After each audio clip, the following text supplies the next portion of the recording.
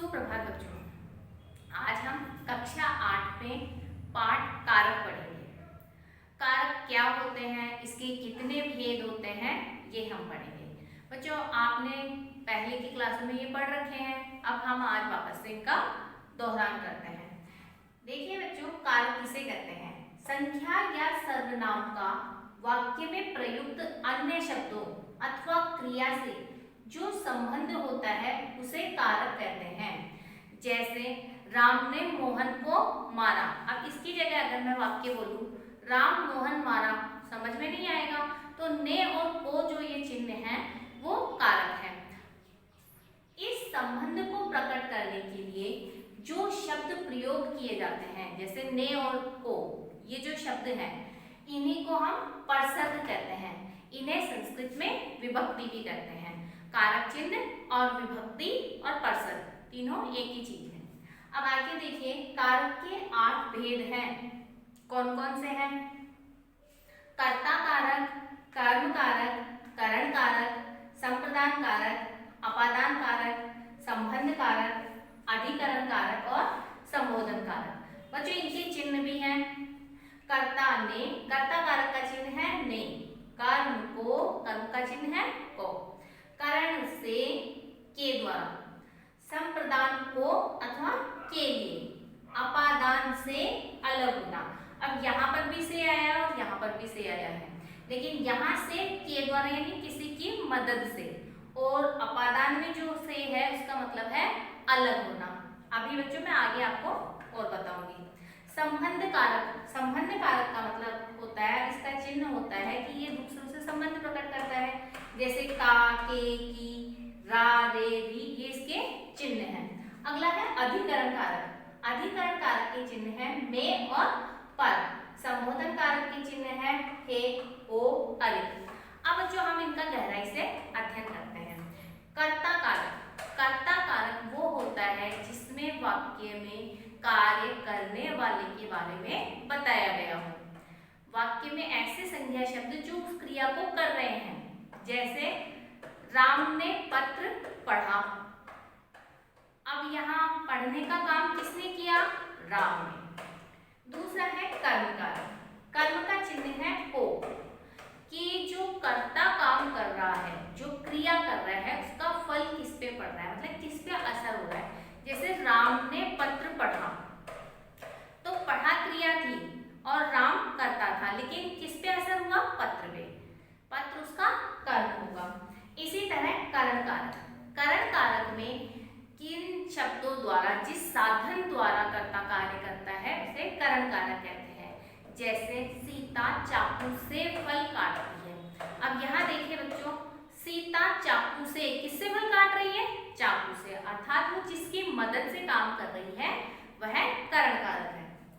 संप्रदान कारक। संप्रदान का मतलब होता है देना, तो जहां देना भी आ रहा हो वाक्य में वहां पर हम संप्रदान कारक करते हैं, और इसका एक चिन्ह है के लिए। जैसे माता ने पुत्र के लिए कपड़े खरीदे, मैंने दादाजी को दवाई दी। यहाँ के लिए, किसके लिए?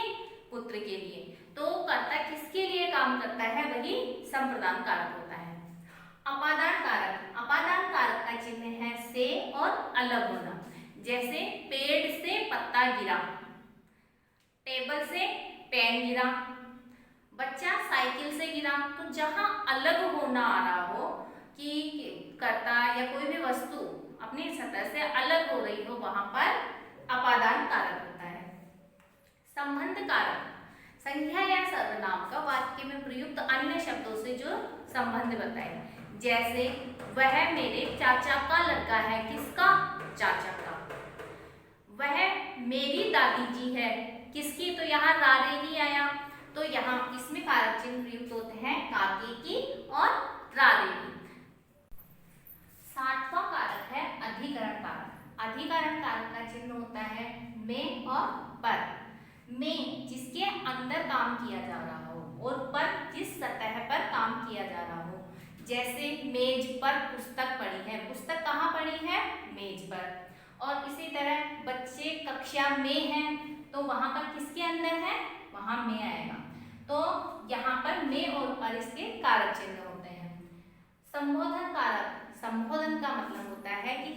पुकारने, बुलाने या सावधान करने के लिए जो कारक चिन्हों का प्रयोग होता है वो है हे, ओ, अरे, और उस कारक का नाम है संबोधन कारक। जैसे अरे आगे सांप है, रुक जाओ, या जैसे हमने कहा मोहन आगे मत जाना, सीता इधर आओ। तो इनमें संबोधन कारक में यहाँ पर संबंध बोधक चिन्ह भी आता है। अब बच्चों आगे हम पढ़ते हैं करण कारक और अपादान कारक में अंतर। जैसा मैंने अभी आपको बताया कि दोनों में चिन्ह क्या होता है, से होता है। तो करण कारक में क्या होता है, कर्ता उसकी मदद से कार्य करता है। जैसे वह चम्मच से खा रहा है, यहाँ पर से, बच्चों यहाँ पर से शब्द आया है, ये है किसकी मदद से खा रहा है, चम्मच की मदद से। मोहन रेल से आगरा गया, यहाँ पर भी से चिन्ह है, वो रेल की मदद से वह आगरा गया है। आगे देखिए, वह बस से उतरा। अगर कोई भी व्यक्ति बस से उतरता है तो वह उस बस से अलग हो रहा है। तो जहां अलग होने के लिए चिन्ह आता है से, वह अपादान कारक होता है। रोहन कुर्सी से गिर पड़ा।